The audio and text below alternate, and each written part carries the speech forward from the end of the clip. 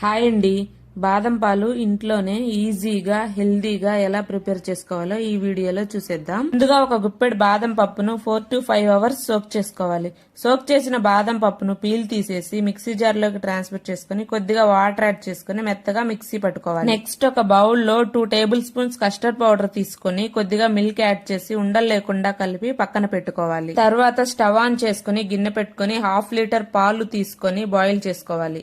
పాలు ఒక పొంగు వచ్చిన తర్వాత ముందుగా ప్రిపేర్ చేసిన బాదం ప్యూరీ వేసుకుని పచ్చివాసన పోయే వరకు మరిగించుకోవాలి. తర్వాత స్వీట్నెస్ కి తగినంత షుగర్ యాడ్ చేసుకుని మనం ముందుగా కలిపి పెట్టుకున్న కస్టర్డ్ మిక్స్ ని కూడా వేసుకుని కలుపుకోవాలి. మిల్క్ కన్సిస్టెన్సీ అనేది ఈ విధంగా ఉండాలి. ఇలా పాలు కొద్దిగా చిక్కబడిన తర్వాత 2 టేబుల్ స్పూన్స్ క్రష్డ్ బాదం వేసుకుని కలుపుకోవాలి. పూర్తిగా వేడి చల్లారిన తర్వాత 10 నిమిషాలు ఫ్రిడ్జ్ లో పెట్టుకుని సర్వ్ చేసుకున్నామంటే బాదం మిల్క్ రెడీ. ఇలాంటి మరిన్ని వీడియోస్ కోసం మన ఛానల్ ని ఒక గంట కనిపెట్టి ఉండండి. Thanks for